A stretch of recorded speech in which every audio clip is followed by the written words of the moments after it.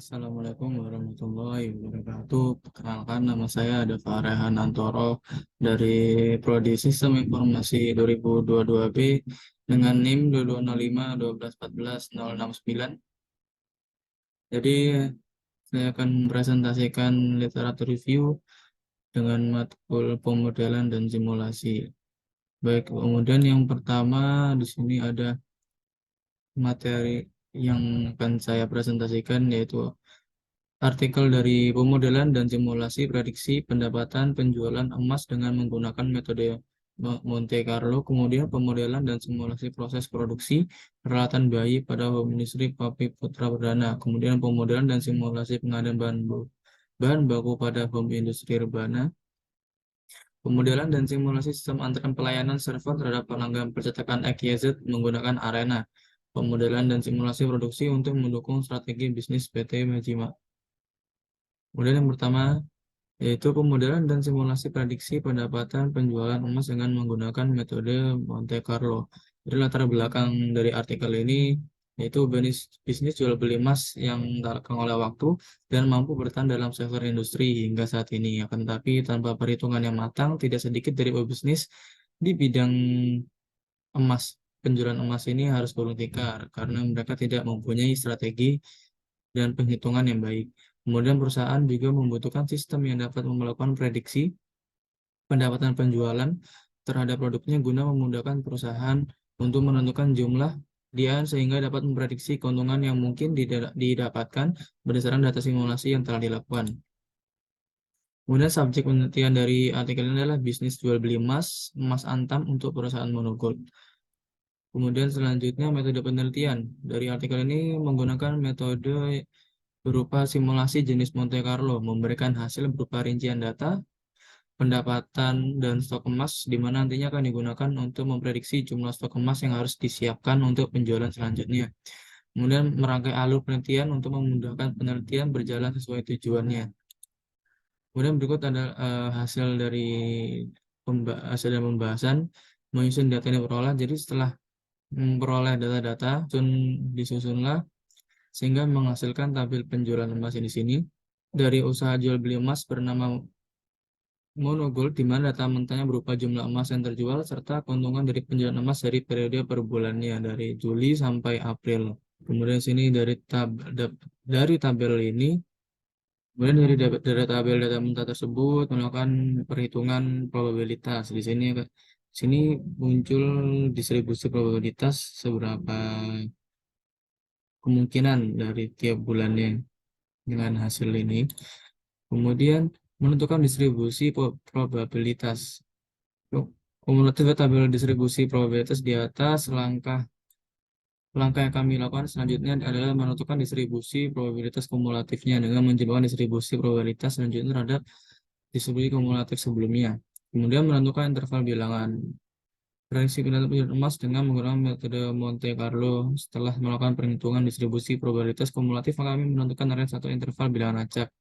Kemudian membangkitkan bilangan acak. Pada simulasi kali ini digunakan aplikasi Microsoft Excel untuk membangkitkan bilangan acak dengan rumus sama dengan range between bilangan terkecil bilangan terbesar. Kemudian dilakukan simulasi terkait keuntungan penjualan sebanyak 14 kali. Kemudian pemaparan hasil simulasi dari tabel simulasi keuntungan penjualan tersebut dapat diakumulasi kemudian data dalam bentuk diagram histogram. Kemudian kesimpulannya dari simulasi yang telah dilakukan, maka simulasi Monte Carlo dapat digunakan untuk memprediksi jumlah stok dan keuntungan dari penjualan emas jenis antam. Simulasi Monte Carlo yang dilakukan memasukkan prediksi keuntungan penjualan dengan dominasi kemunculan keuntungan sebesar 1.320.000 dengan stok emas terjual yang diprediksi sebanyak 66 gram. Simulasi yang dilakukan dapat menentukan besar keuntungan minimal penjualan emas jenis antam dan keuntungan maksimal penjualan emas jenis antam. Kemudian selanjutnya artikel yang kedua yaitu pemodelan dan simulasi proses produksi peralatan bayi pada hewan industri Papi Putra Perdana. Latar belakang dari pembuatan artikel ini yaitu kebutuhan masyarakat Indonesia semakin hari semakin beragam. Hal ini memunculkan semakin beragamnya industri atau perusahaan baru untuk memenuhi permintaan pasar dari beragam kebutuhan tersebut. Nah, penelitian ini dilakukan karena home industri papi masih belum menerapkan strategi produksi yang pas. Subjek penelitian artikel ini adalah home industri Papi Putra Perdana. ya, dan produk yang dibuat oleh PAPI. Dalam metode penelitian yang digunakan pada bom industri PAPI Putra Perdana, dilakukannya menganalisis kondisi yang terjadi pada fase industri menggunakan metode wawancara untuk pengumpulan data dan melakukan observasi langsung ke lokasi produksi, mencari referensi dan penelitian terdahulu untuk mencari solusi permasalahan yang telah dijabarkan, menggambarkan model sesuai dengan hasil analisis, mengidentifikasi proses produksi, memodelkan proses produksi, menggambarkan model dari proses produksi.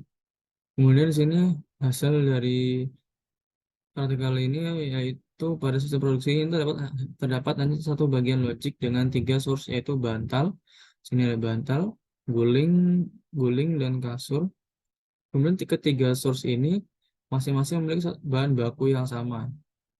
Pada desain logik terdapat tiga jalur karena terdapat tiga source yang berbeda yang masing-masing memiliki queue potong kain karena proses dan bahan yang digunakan sama untuk semua source maka dijadikan satu jalur. Kemudian sini menjadi satu jalur, kemudian pemodelan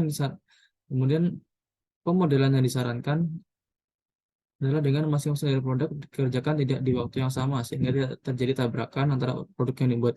Jadi guling, bantal dan kasur ini pengerjaannya dipisah untuk menghindari tabrakan. Jadi tidak ada keterlambatan dalam pembuatannya. Kemudian kesimpulan dari artikel ini yaitu permasalahan yang dialami oleh home industri Papi Putra Perdana adalah kurang efisiensinya proses produksi dikarenakan proses pembuatannya menggunakan sistem make to order. Jadi ketika ada pesanan dia baru membuat sehingga menimbulkan terjadinya antrian akibat dari proses produksi yang lama. Kemudian proses produksi yang dilakukan dengan mengerjakan produk yang sejenis agar proses produksi lebih efisien karena dapat menimbulkan antrian tiap produknya tidak terlalu padat. Hal ini dapat terjadi karena pekerja akan lebih fokus dengan bidangnya masing-masing. Jadi lebih baik dipisah karena emang source-nya sama, jadi harus ada jalurnya sendiri-sendiri, tidak digabung jadi satu. Kemudian selanjutnya pemodelan dan simulasi pengadaan bahan baku pada home industri urbana. Dari latar belakang pembuatan artikel ini yaitu perkembangan di dunia industri saat ini yang semakin meningkat, menjadikan pesatnya persaingan antar perusahaan. Kemudian produksi rebana memiliki tingkat penghasilan yang relatif tinggi, dan rata-rata tingkat pendapatan yang produksi rebana sangat tinggi. Produksi rebana melalui penelitian terdahulu tiap tahunnya memperoleh hasil yang meningkat. Subjek dari penelitian ini adalah produksi rebana yang memiliki tingkat penghasilan yang relatif tinggi. Supply Chain Management (SCM) merupakan bidang kajian yang terletak pada efektivitas aliran barang dan efisiensi. Pengumpulan data untuk penelitian ini dengan melakukan wawancara pada salah satu narasumber menunjukkan data pemasukan bahan baku dari 3 supplier ke home industry, biaya distribusi bahan baku dari supplier, pembuatan 2 dimensi, pembuatan GIS Maps. Selanjutnya, hasil dari proses pengadaan bahan baku. Proses ini dilakukan dengan mulai dari pemasukan bahan baku seperti kayu, kulit, dan kencer. Bahan baku dari supplier diterima di gudang penyimpanan. Setelah itu bahan baku dikirim ke home industry. Kemudian 3 bahan baku tersebut diproses oleh pengrajin menjadi rebana. Berikut ini model pada simulasi 2D pada Anilogic. Kemudian selanjutnya ini adalah diagram hasil dari produksi yang terus meningkat pendapatannya. Kemudian kesimpulannya, manajemen rantai pasok pada home industry Muslim Group akan mempermudah proses bisnis yang terdapat di home industry. Berdasarkan hasil dari grafik, home industry Muslim Group mengalami peningkatan dalam produksi sehingga mengalami kenaikan pendapatan dengan metode yang digunakan tadi.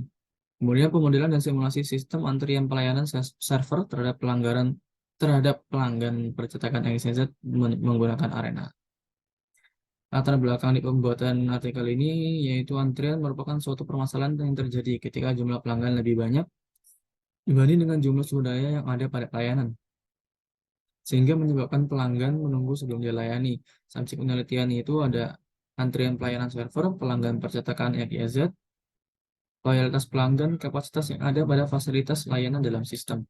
Metode yang digunakan adalah melakukan studi pendahuluan, pengumpulan data dengan observasi, perancangan simulasi pada software Arena, dilakukannya pengujian sistem antrian pada percetakan XYZ, melakukan analisa berdasarkan output. Kemudian hasil dari pembuatan simulasi usulan dari sistem antrian pelayanan di percetakan XYZ dibuat dalam bentuk modul dengan menggunakan software Arena. Solusi dari sistem antrian pelayanan yang diusulkan yaitu dengan menambah loket di masing-masing server dengan kinerja yang sama pada loket yang sudah ada. Jadi di sini ditambahkan loket di masing-masing server sehingga tidak ada antrian yang membuat pelanggan harus menunggu sebelum dia dilayani. Kemudian kesimpulannya, berdasarkan model simulasi yang dibuat menggunakan software Arena, berkesimpulan bahwa penambahan jumlah loket pada masing-masing server dapat mengurangi waktu antri pelanggan sebelum dilayani operator dan memaksimalkan jumlah pelanggan yang dapat dilayani oleh percetakan XYZ. Kemudian selanjutnya yang terakhir, pemodelan dan simulasi produksi untuk mendukung strategi bisnis PT Majimat. Latar belakangnya itu PT Majimat merupakan salah satu PT kerajinan kayu asal Jepara yang memproduksi berbagai peralatan sehari-hari seperti piring, mangkok, sendok, garpu, dan lain sebagainya. Kerajinan kayu industri yang masih eksis dan digemari masyarakat. Subjek penelitian kali ini yaitu PT Majimat, PT kerajinan kayu asal Jepara, industri kerajinan kayu, produksi berbagai peralatan sehari-hari, menggunakan yaitu melakukan penyelidikan keadaan kondisi dan atau hal lain yang terkait dengan hasil yang dipaparkan. Dalam laporan penelitian dengan menggunakan data kuantitatif yang didapat dari laporan penjualan pada PT Majimau dilakukan dengan cara mengamati, mengumpulkan, mempelajari, dan mencatat langsung tentang sistem. Dilakukan dengan mengajukan beberapa pertanyaan kepada pemilik, dilakukan analisis SWOT dengan meneliti kekuatan, kelemahan, peluang, dan ancaman pada perusahaan. Kemudian hasil yang Ya, kemudian yang dihasilkan adalah pemodelan simulasi PT Majimax juga dapat melakukan proses produksi dengan jangka waktu yang cukup singkat. Berikut ini tabelnya dalam bentuknya seperti apa. Kemudian di sini ada produk dan output simulasi produksinya. Kemudian tahap pencocokan dilakukan untuk menemukan strategi yang dapat dirumuskan setelah dilakukannya analisis dan identifikasi faktor-faktor internal maupun eksternal perusahaan.